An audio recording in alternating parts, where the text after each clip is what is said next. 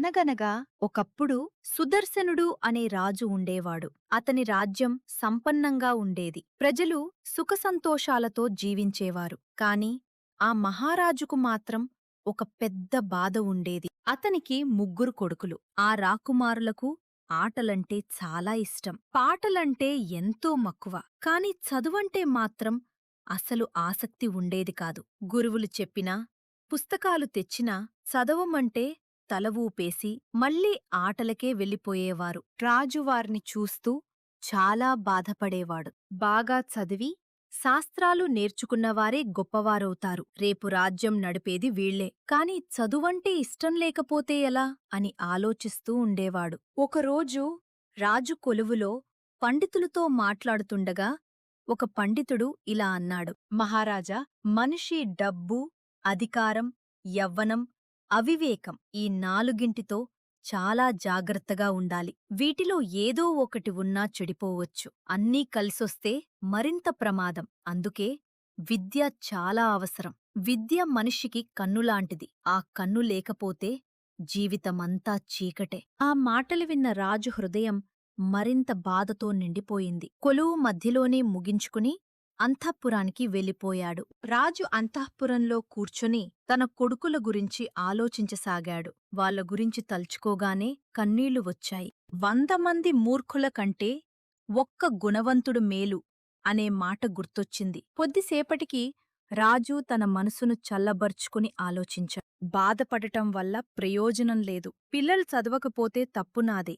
వారిని సరైన గురువు దగ్గర చదివించలేదు. ఇప్పుడు దాన్ని సరిచేయాలి అని నిర్ణయించుకున్నాడు. మర్నాడు రాజు ఉత్సాహంగా కొలువులో కూర్చున్నాడు. అందరికీ నమస్కరించి ఇలా అన్నాడు: నా రాకుమారులకు నీతిశాస్త్రం బోధించి వార్మి గొప్పవారిగా తీర్చిదిద్దగలవారు మీలో ఎవరైనా ఉన్నారా? అక్కడ నిశ్శబ్దం నెలకొంది. ఎవరూ ముందుకు రాలేదు. రాజు కంగారుపడ్డాడు. అప్పుడే ఒక వృద్ధ పండితుడు లేచి నిల్చున్నాడు. అతను రాజుతో మాట్లాడుతూ, ఒక వ్యక్తి ఉన్నాడు. అతని పేరు విష్ణుశర్మ. అతను విద్యాబుద్ధులు నేర్పడంలో దిట్ట. మీరు ఆజ్ఞ ఇస్తే అతనిని పిలిపిద్దాం అని చెబుతాడు. ఆ మరుసటి రోజు రాజుగారి పిలుపు మేరకు విష్ణుశర్మ అక్కడికి చేరుకుంటాడు. రాగానే రాజుకి నమస్కరించి, నేను మీ బాధ తెలుసుకుని ఇక్కడికి వచ్చాను. పిల్లలు ప్రయోజకులు అవ్వలేకపోతే ఆ బాధ ఎలా ఉంటుందో నేను అర్థం చేసుకోగలను. మహారాజా, రాకుమారులకు నీతిశాస్త్రం నేనే బోధిస్తాను అన్నాడు. రాజు ఆశ్చర్యంతో అతనివైపు చూశాడు. విష్ణుశర్మ మృదువుగా నవ్వుతూ చెప్పారు: కొంగకు మాటలు నేర్పడం కష్టం, కాని చిలుకకు మాటలు నేర్పడం సులువు. మీ రాకుమారులు చిలుకల వంటివారు. వజ్రాల గనిలో గాజుముక్కలు ఉండవు. అలాగే మీ వంశంలో గుణహీనులు ఉండరు. సరైన గురువు ఉంటే వారు గొప్పవారవుతారు. ఆ మాటలు విన్న రాజు ఆనందంతో ఉప్పొంగిపోయాడు. విష్ణుశర్మ మళ్ళీ అన్నాడు: వజ్రం మెరవాలంటే సానపెట్టాలి. అలాగే రాకుమారులకు సరైన గురువు అవసరం. 6 నెలలు వార్ని నాకు అప్పగిస్తే వారికి విద్యాబుద్ధులు నేర్పి మంచి మార్గంలో నడిపిస్తాను.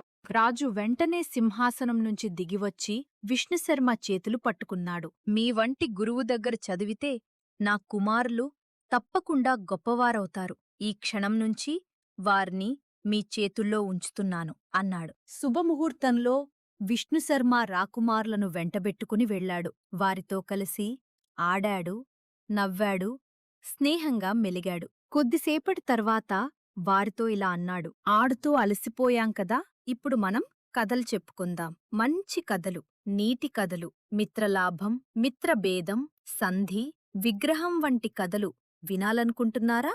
మాకు ఇష్టమే అని రాకుమారులు ఆనందంగా చెప్పారు. అలా విష్ణుశర్మ తన అద్భుతమైన నీతి కథలను ప్రారంభించాడు. ఆ కథలే తర్వాత కాలంలో ప్రపంచ ప్రసిద్ధి పొందిన పంచతంత్ర కథలయ్యాయి.